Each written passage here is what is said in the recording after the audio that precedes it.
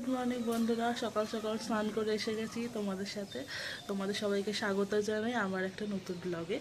আশা করি তোমাদের খুব পছন্দ হবে। আমি টুকটাক টুকটাক যেটা করব সেটাই শেয়ার করার চেষ্টা করব। তো বেশি কথা না বলে এগিয়ে যাই। দেখো বন্ধুরা, আমি স্নান টান করে একেবারে ঠাকুর ঘরে এসে গেছি সকাল সকাল। এখন ঝটপট করে পুজোটা দিয়ে নেব। এখানে আমি লাইটটা জ্বালিয়ে নিলাম, নাহলে ঘরটা না অন্ধকার লাগছে। বাসনগুলো একটু ধুয়ে নিলাম, ধুয়ে এবার পুজোর দিকে এগিয়ে যাব। ঘর টর মুছে ভালো করে তারপরে আমরা পুজো দিই। ঘর রোজই মোছা হয় সকালে, কারণ ঠাকুরের ঘর বাসি রাখা আমরা পছন্দ করি না। তো দেখো আমার ওইদিকে সব কাজ হয়ে গেছে, এবার খেতে দিয়ে দেবো ঠাকুরদের। আমি প্লেট আর গ্লাসগুলো ভালো করে সাজিয়ে নিচ্ছি, জলও দিয়ে দিলাম। আমি আমার মতো করে এবার পুজোটা দিয়ে নেবো।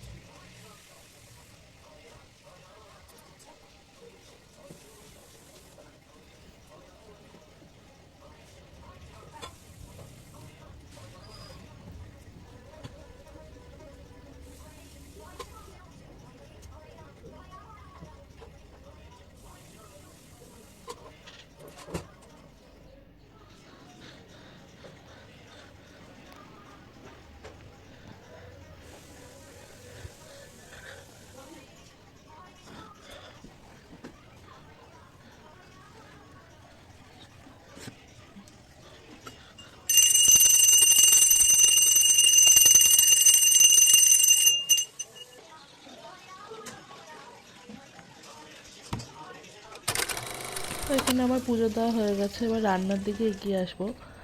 আমি চুলটা যত ভিজা ছিল টাওয়ালটা মেলে দিলাম, চুলটা যত শুকিয়ে যাবে রান্নার দিকে এগিয়ে আসি। আজকের রেসিপি হচ্ছে আড় মাছের কালিয়া। এখানে আমি 4 পিস আড় মাছ নিয়ে নিয়েছি, যদিও পরে আমাকে আরও কিছু পিস ভাজতে হয়েছে। তো যাই হোক, তেলটা গরম হয়ে গেছে, মাছগুলো তেলে ছেড়ে দেবো। ফ্লেমটা মিডিয়াম টু লোই রাখবো, মানে মাছগুলো ভাজবে। আস্তে আস্তে করে সবকটা মাছগুলো ভেজে নেবো।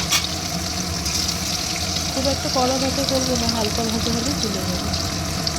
আর এদিকে যা যা লাগবে, পেঁয়াজ আদা রসুন নিয়ে নিয়েছি, ওই আমি কেটে নিচ্ছি। কেটে একটু ভালো করে পেস্ট করে নেবো। কিছুটা পেঁয়াজ আমি মানে কুচি করেও দেবো, আর কিছুটা পেস্ট করে দেবো।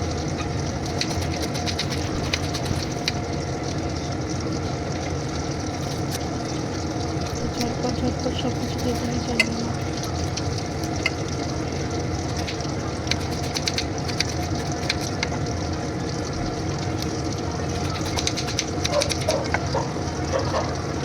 রান্না করা কিন্তু খুব একটা ঝামেলার ব্যাপার না, একবার ধরে নিলেই ব্যাপারটা কিন্তু খুব সহজ। আমি কিন্তু রান্না করার ব্যাপারটাকে ঝামেলা হিসাবে নিই না, আমার কিন্তু বেশ মজাই লাগে। তো দেখো, এখানে আমাদের মাছ ভাজা হয়ে গেছে, মাছগুলো তুলে নেবো একটা একটা করে। যেই তেলে মাছ ভেজেছি ওই তেলেই রান্না করবো, এক্সট্রা আর কোনো অয়েল ইউজ করবো না। তো এখানে তেলটা গরম হয়ে গেলেই আমি পেঁয়াজ কুচিটা দিয়ে দেবো।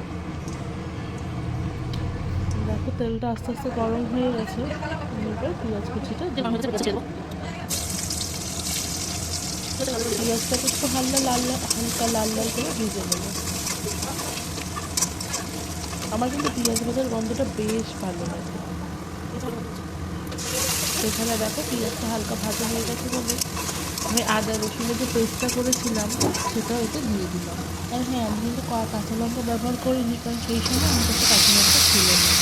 অবশ্য পরে পেয়েছিলাম যেটা সেটা গোটাই দিয়ে দিই। এবার দেখো মশলাগুলো কষে গেছে। আর হ্যাঁ, মশলায় আমি আর কি অ্যাড করেছিলাম ওটা তো তোমাদের দেখানো হয়নি। মশলায় আমি যেমন যেই মশলা ব্যবহার হয়, হলুদ গুঁড়ো, লঙ্কা গুঁড়ো, জিরে গুঁড়ো, ধনে গুঁড়ো, সেগুলোই ব্যবহার করেছিলাম। এবার মশলা কষে যাওয়ার ফলে আমি একটু জলও দিয়ে দিলাম, কারণ হালকা ঝোল না রাখলে তো ভাত দিয়ে খাওয়া যাবে না। তাই দেখো জলগুলো ফুটে যাওয়ার পরে আমি মাছগুলো একটা একটা করে ছেড়ে দিয়েছি। বাস আর কিছুক্ষণ না, আর কিছুক্ষণ ফুটলে আমরা নামিয়ে দেবো। আর হ্যাঁ, যেটা দিলাম সেটা তোমরাও ভাবছো ওটা কী দিল। তরকারি যে একটা সুন্দর কালার আসে না, আমরা ফুড কালার তো ব্যবহার করি না বা কাশ্মীরি লঙ্কার গুঁড়ো ব্যবহার করি না, তাই কিছুটা চিনি ছড়িয়ে দিলে কি হয়, একটা ক্যারামেলাইজড কালার বেরোয়, যেটা দেখতে কিন্তু অসাধারণ লাগে। তো দেখো আমার মাছ ফুটে এসেছে, ধরতে গেলে হয়েই গেছে, এবার নামিয়ে দেবো। তোমাদের সবার ভালো লেগেছে আজকের ব্লগটা, ভালো লেগে থাকলে অবশ্যই সাবস্ক্রাইব আর ফলো করে দেবে। আজকের জন্য এতটাই, দেখা হবে আবার নতুন একটা ব্লগে। তোমরা সবাই ভালো থেকো।